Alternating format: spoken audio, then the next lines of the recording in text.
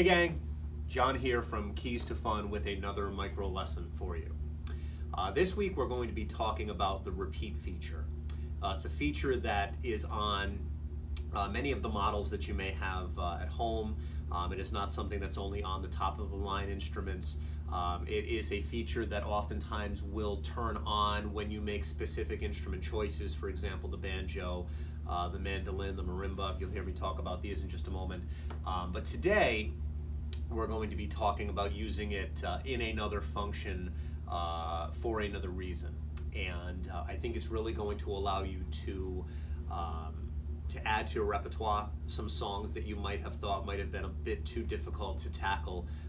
Using this repeat feature, I think will allow you maybe to explore some songs that you might have thought might have been quote unquote above your pay grade.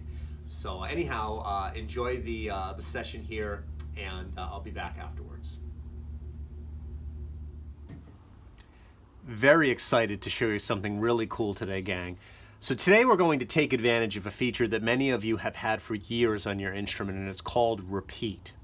And you may notice that the repeat automatically turns on with things like the banjo, the mandolin. Very oftentimes will give you a repetitive sound.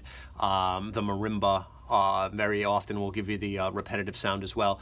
What you may not know is that on many of your instruments you can turn the repeat on and use it for a variety of different songs. And on some of them you can even decide how quickly the sounds repeat. And I'm going to be playing two songs today that aren't using any of those instruments that I listed. One is going to utilize some brass sounds. The other one is going to utilize the piano. And the first one we're going to start out with is a Mozart song. This is from the larger Turkish march called Rondo alla Turca. And this is just a small little piece of that. It's about a two-page piece. I have it in Easy Play. You can probably find it in Easy Play as well yourself. Obviously, there are more traditional sheet music printouts of this as well. But I'm just going to play a little short section in this song to show you that there's a really, really nice part in this song where you hear some repeating sounds. Now, what's interesting is, well, you don't hear it at the beginning for one. So let me just go through it to remind you of what the song sounds like if you're not familiar with it by name. I have myself set at 82 beats per minute with the classical piano rhythm style that counts to 4. So we've got a little few pickup notes here, and then our beat. You may know the song already.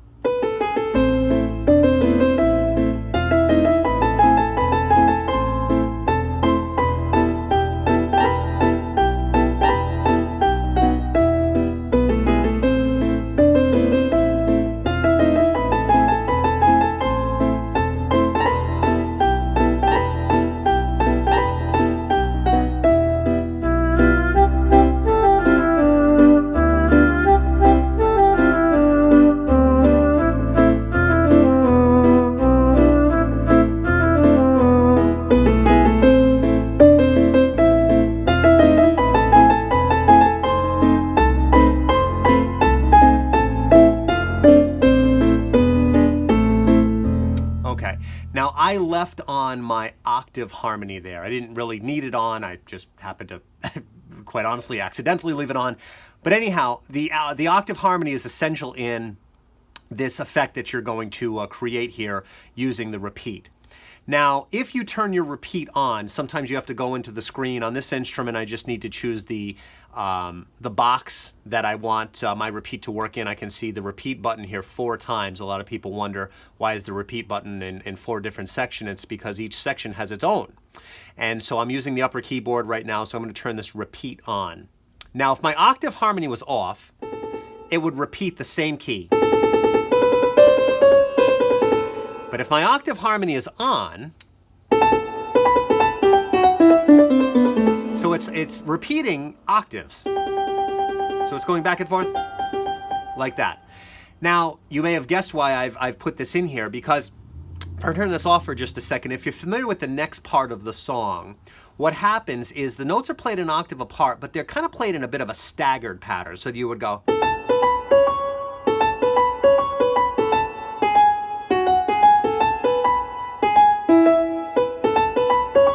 Not a very easy thing to do. I mean, it's one thing if you're doing this, But again, when they were done just a bit staggered, where you went.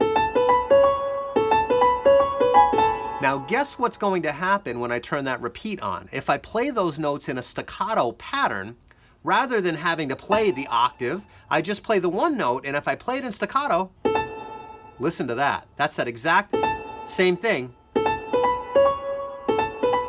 Now I'm playing in a staccato because if I hold it down, it's going to do that, and I don't want it to do that. It's not going to sound as authentic. But again, listen to this.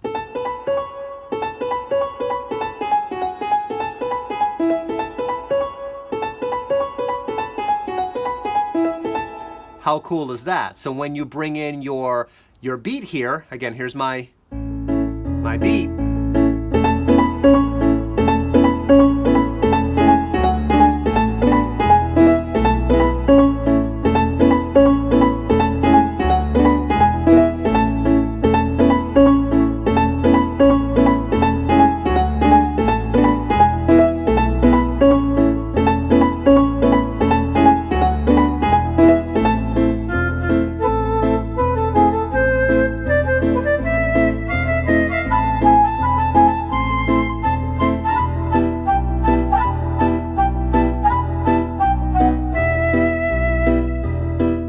Isn't that such a cool little feature?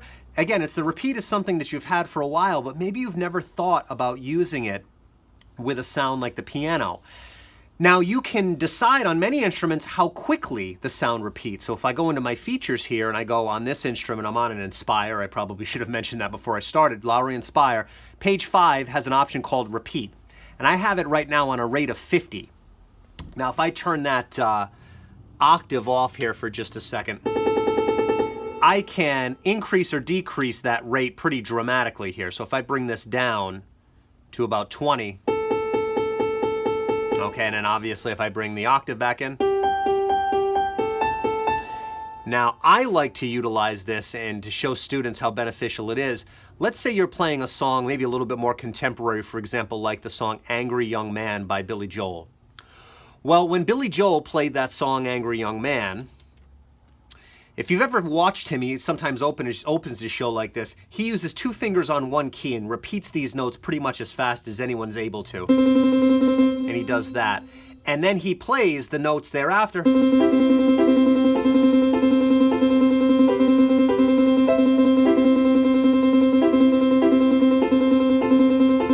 Okay, very, very difficult to do. It's much easier to do on an organ, actually, than it is on a piano because these keys aren't weighted the same. So on a heavy piano key, much more difficult. Something that you can do to replicate that is just simply put your repeat on. So my repeat is here. I can just hold this note down. Rather than having to do this, here's my note. And then I take my other hand and play the rest.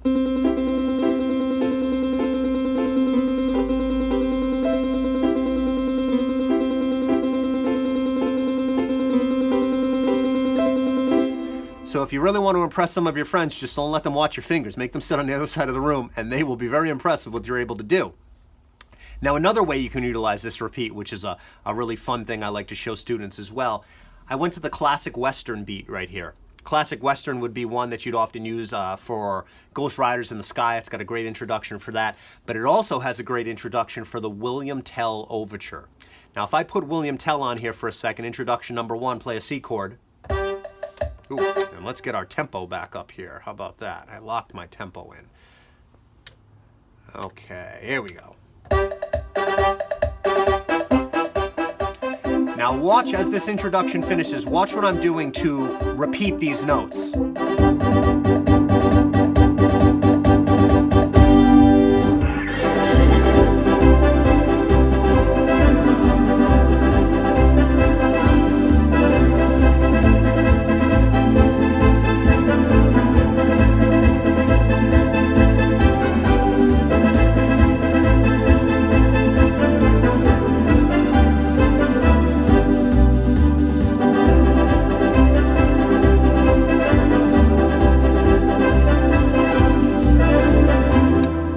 Unless you've had about 6 cups of coffee, it's kind of hard to repeat that consistently that quickly. Now that's at 135. Some people might want to play that a little bit faster. Well, you're probably guessing my suggestion already. Use the repeat. Now you put the repeat on, And you just hold that note down, and instead of hitting it a bunch of times, you just make it a half note, a dotted half, whatever it's calling for, and my goodness, it makes it so much easier, and it makes it sound so much more consistent. So if I bring my intro in again, you can even hear it in the intro. My repeat's on. Watch how much easier it is for my fingers.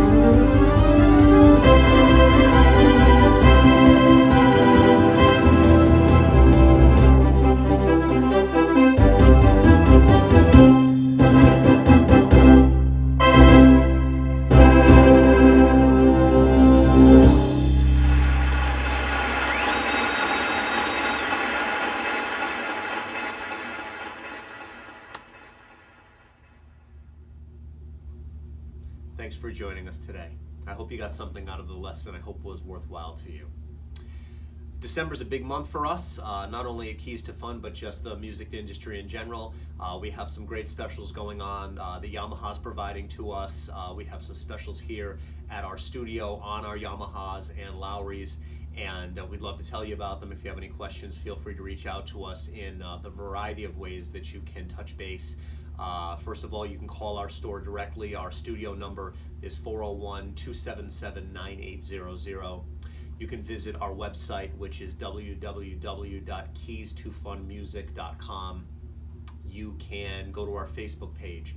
If you simply, in the search bar, type in Keys to Fun Music and Lesson Center, we should come right up, and you should see pictures from our studio, some of our recent graduations, as well as just hearing some of the little things that may be going on during this time of the year.